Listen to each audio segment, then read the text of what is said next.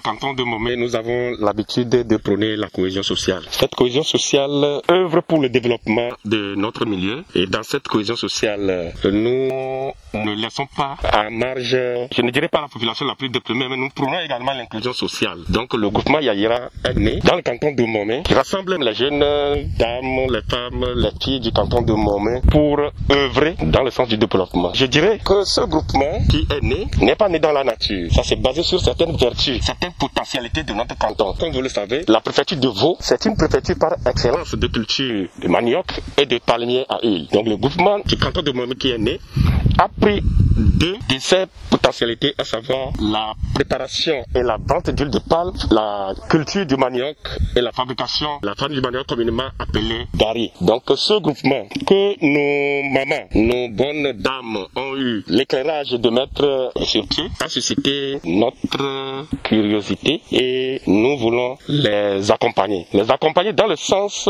que vous n'êtes pas restés sans savoir que depuis l'année dernière, les plus hautes autorités ont mis sur place une vision que chacun de nous doit suivre, qui est le PND 2018-2022, et que dans son axe 3 qui prône la cohésion sociale. Et cette cohésion sociale, nous l'avons souvent prônée et nous voulons œuvrer amener cette cohésion sociale vers le développement de notre milieu, pas seulement le canton de Momé. Oui, le canton de Momé vient de mettre en place le groupement Yayira qui s'occupe de l'huile de palme et le gari. Donc nous demandons aux autres femmes des cantons frères et sœurs d'emboîter le pas du groupement Yayira du canton de Momé pour que notre commune Vaud 3, voire la préfecture de Vaud, puisse s'émanciper. C'est l'huile de palme que le groupement produit. Mais l'huile de palme, c'est une plante. Et la plante, c'est le palmier à huile. Nous ne voulons pas rester à marge de la journée du 1er juin instaurée par les plus hautes autorités. C'est pourquoi, par anticipation, les femmes ont décidé, comme nous avons eu une pluie, les femmes ont décidé de venir mettre en terre la plante qui est la plus chère pour elles, qui est le palmier à huile. Et vous savez, le palmier à huile, dans notre langue, on dit souvent que c'est D. Donc c'est une plante qui est suffisante. Toutes les parties du palmier font quelque chose. Donc les femmes ont choisi le palmier et aujourd'hui nous sommes en train de mettre en terre cette plante.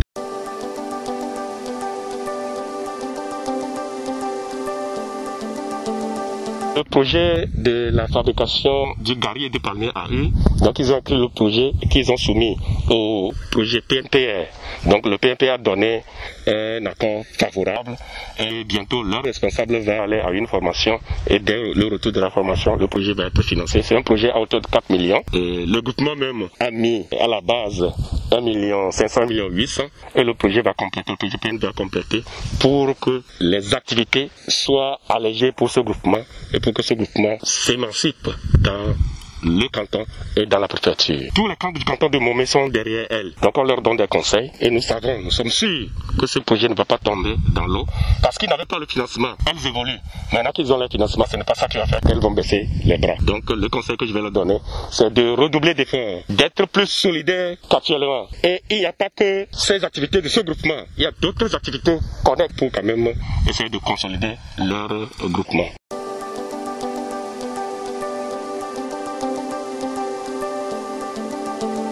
Je ne terminerai en les exhortant à respecter les gestes barrières instaurés par le gouvernement togolais, imposés par la pandémie due au coronavirus. Donc, je leur demande de toujours respecter ces gestes barrières, se tenir 1 mètre chacune d'elles, se laver régulièrement les mains, d'éviter de serrer les mains et de s'embrasser. Ce que nous prenons, c'est nous exhortons le bon Dieu pour que notre vie, la vie de ce groupement, soit préservée et qu'à la fin, qu'au passage du coronavirus, qu'on puisse encore se retrouver et mener en plein temps nos activités.